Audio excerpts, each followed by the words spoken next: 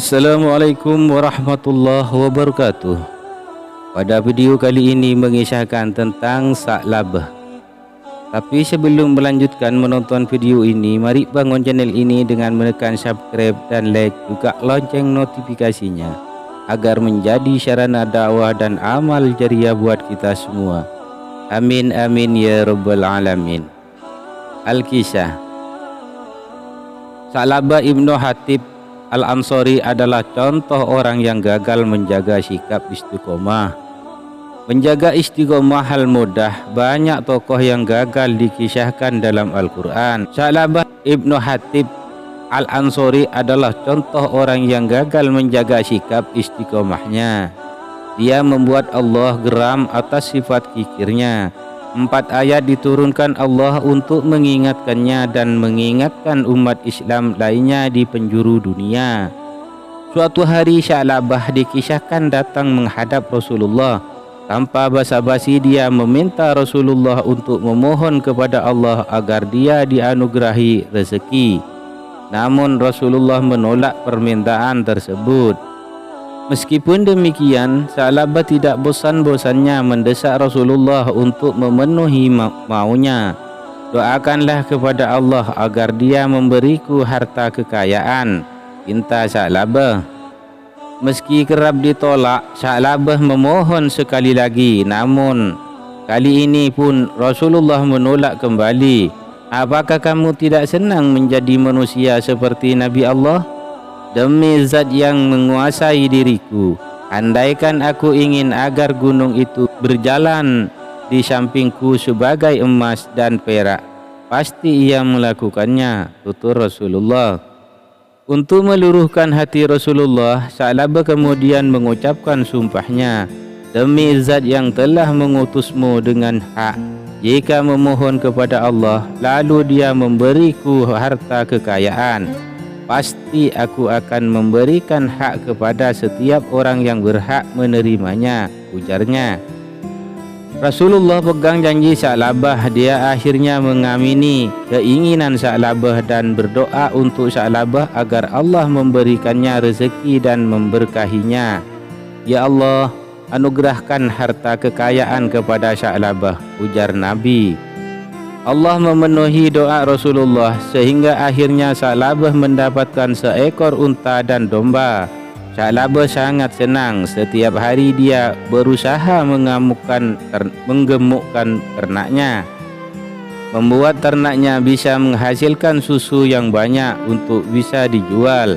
Sa'labah masih teguh istiqomah saat menghadapi panggilan jihad pada perang Badar.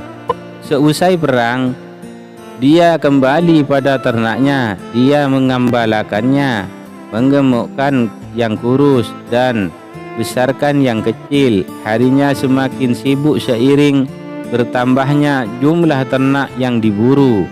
Mereka beranak pianak belatung hingga Madinah menjadi penuh sesak. Akibatnya dia dan ternaknya menyingkir dan tinggal di sebuah lembah dekat Madinah sehingga dia masih bisa sholat zuhur dan asar dengan berjemaah, sedangkan sholat lainnya miliknya. Ternaknya terus bertambah dan dia menjadi sangat sibuk. Akhirnya Sa'labah mulai meninggalkan sholat Jumat. Dia hanya menemui orang-orang yang lewat padang gembalanya untuk menuju sholat Jumat di Masjid Madinah dan hanya untuk menanyakan kabar. Saat itu Rasulullah menangkap ada hal yang aneh dari Sa'labah. Dia pun bertanya kepada 2 pengendara untuk yang ditemuinya, apa yang dilakukan oleh Sa'labah? Mereka menceritakan tentang ternak Sa'labah kepada Nabi. Rasul terkejut dan mengatakan, "Aduh, celaka Sa'labah, aduh celaka Sa'labah, celaka Sa'labah," tuturnya. Sa'labah juga kikir. Dia menghindari kewajiban berzakat. Ini hanya pajak. Ini adalah semacam pajak. Aku tidak tahu apa ini. Nanti kembali lagi aku. Elak Sa'labah kepada utusan Rasulullah. Kabar ini sampai ke telinga Nabi dan buatlah gusar. Maka Allah menurunkan firman-Nya dalam surat At-Taubah ayat 75 sampai 77 yang berisi sindiran kepada orang-orang yang sebelumnya berikrar akan menyedekahkannya sebagai hartanya jika dikaruniai oleh Allah berupa kekayaan. Tetapi setelah kekayaan mereka justru menjadi kikir dan sebaliknya. Karena sikap seperti itu, Allah kemudian menanam kemunafikan pada hati mereka sampai tiba ajal karena mereka telah memungkiri ikrar dan berdusta. Ketika ayat itu disampaikan kepada para sahabatnya, ada salah satu seorang kerabat Sa'labah yang ikut mendengarnya dan kemudian menyampaikan hal itu kepada Sa'labah yang menjadi kalang kabut. Dia pun pergi menemui Nabi dan memohon agar beliau mau menerima zakat dirinya. Namun Nabi tak mau menerimanya. Sesungguhnya Allah melarangku untuk menerima zakatmu. Kemudian Sa'labah yang sangat menyesal melaburi kepalanya dengan tanah. Lalu Rasulullah berkata kepadanya, "Inilah amalanmu. Aku telah memerintahkan sesuatu tetapi tidak mau mematuhiku, hingga Rasulullah dan para khalifah tidak menerima sedikit pun zakatnya." Demikian kisah-kisah istiqomah dalam Al-Quran.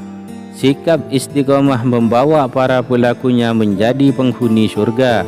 Mereka berada di dalamnya dan menikmati ganjaran atas semua amal perbuatannya.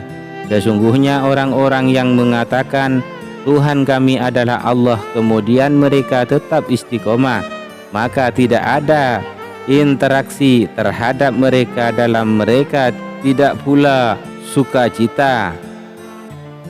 Mereka itulah penghuni-penghuni surga. Mereka kekal di dalamnya sebagai balasan atas apa yang mereka kerjakan. Quran Surah Al-Ahqaf ayat 13 sampai 14. Bersikaplah istiqomah, namun kalian tidak akan dapat menghitung nilai istiqomah. Temukanlah bahwa amalan kalian yang terbaik adalah solat. Yang dapat memelihara wudhu hanya orang percaya. Hadis Ahmad dan Ibnu Majah. Semoga membawa hikmah maghfirah dunia akhirat. Akhirul kalam, wassalamualaikum warahmatullahi wabarakatuh.